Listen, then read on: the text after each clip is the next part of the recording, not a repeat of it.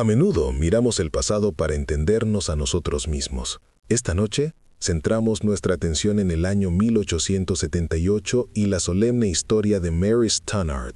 Es un caso que nos recuerda que detrás de los registros históricos hay personas reales cuyas vidas fueron cambiadas irrevocablemente por los acontecimientos que ocurrieron. Esta es su historia, tan bien como se puede contar.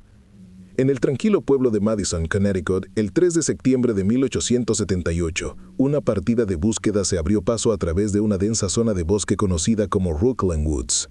Buscaban a una joven que había desaparecido la noche anterior. Su búsqueda terminó con un macabro descubrimiento. El cuerpo de Mary Stannard fue encontrado yaciendo en un claro. Al principio, pareció un crimen brutal y violento. Pero como pronto descubrirían los investigadores, la verdad de su muerte era mucho más compleja, un secreto oculto no en las heridas visibles, sino dentro de su propio cuerpo. Mary Stannard era una joven cuya vida estaba limitada por las rígidas estructuras sociales de su época. Proveniente de una familia local pobre, trabajaba como sirvienta doméstica, moviéndose de un hogar a otro para ganarse la vida. Era bien conocida en la pequeña comunidad de Madison, un rostro familiar en las casas de los ciudadanos más prominentes del pueblo.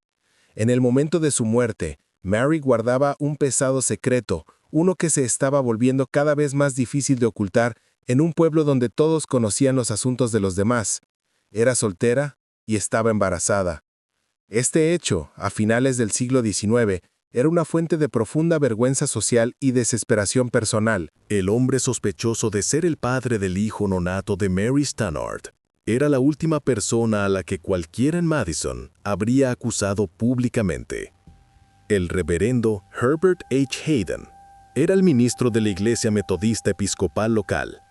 Era un hombre casado con 3 hijos, un pilar respetado de la comunidad cuyos sermones guiaban las vidas morales y espirituales de su congregación. Pero bajo este barniz de piedad, el reverendo Hayden estaba involucrado en un romance secreto con la joven sirvienta que una vez había trabajado en su propia casa. Esta relación prohibida se convertiría en el corazón oscuro del misterio que rodea la muerte de Mary Stannard. En las semanas previas a que su cuerpo fuera encontrado en el bosque, Mary se había enfermado gravemente. Confidenciando en amigos cercanos, compartió una historia aterradora. Afirmó que el reverendo Hayden, desesperado por ocultar el embarazo que amenazaba con destruir su carrera y su familia, le había dado un polvo blanco mezclado con agua. Ella creía que era veneno, un intento de inducir un aborto que resolvería su problema.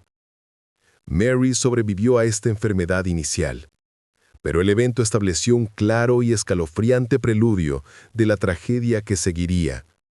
Sugirió a un hombre no solo capaz de un romance escandaloso, sino también de usar veneno para ocultar sus pecados. La escena inicial en Rookland Woods fue profundamente desconcertante para los investigadores. El cuerpo de Mary Stannard mostraba claros signos de violencia. Tenía una herida en la cabeza de un objeto contundente y le habían cortado la garganta. Un cuchillo ensangrentado yacía cerca de su cuerpo. Estos hechos apuntaban a una lucha violenta y un asesinato. Sin embargo, otras pruebas complicaban el panorama. También se descubrió en la escena una pequeña botella, que más tarde se encontró que contenía una mezcla de agua y arsénico. Esto planteó otras posibilidades. ¿Había sido asesinada? ¿O se había quitado la vida? En un estado de desesperación, quizás infligiéndose ella misma las heridas en un acto final y agonizante. La clave para desentrañar el misterio llegó durante el examen post-mortem. Los médicos del pueblo hicieron un descubrimiento sorprendente. El profundo corte en la garganta de Mary, aunque espantoso, había producido muy poco sangrado. Esto indicaba que probablemente fue infligido después de que ella ya estaba muerta. La verdadera causa de la muerte no fue la violencia visible, sino el veneno invisible. Un análisis químico del contenido de su estómago reveló la presencia de una cantidad masiva de arsénico. Mary Stannard había muerto por envenenamiento agudo por arsénico. Con esta revelación, el caso se transformó. La investigación ya no se trataba de un cuchillo ensangrentado, sino de quién había administrado la dosis fatal. El juicio del reverendo Herbert H. Hayden por el asesinato de Mary Stannard se convirtió en uno de los eventos legales más sensacionales de su época. La fiscalía construyó su caso en torno al romance, el embarazo y la historia de Mary sobre el intento de envenenamiento anterior. Su testigo estrella fue el profesor Edward S. Dana, un respetado químico y mineralogista de la Universidad de Yale. El profesor Dana testificó que había utilizado las técnicas científicas más avanzadas del momento, incluida la prueba de Marsh para el arsénico, y había encontrado una dosis grande, incuestionablemente letal, del veneno en el estómago de Mary Stannard.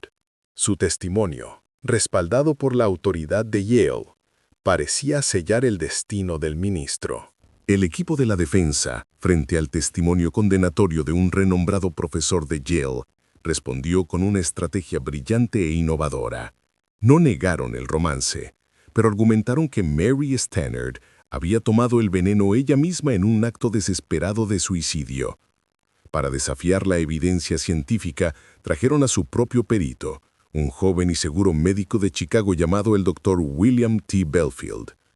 En la sala del tribunal, el Dr. Belfield lanzó una crítica sistemática y poderosa a los métodos del profesor Dana.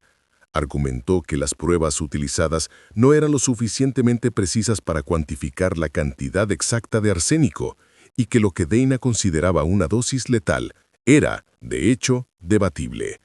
Sembró magistralmente la semilla de la duda razonable.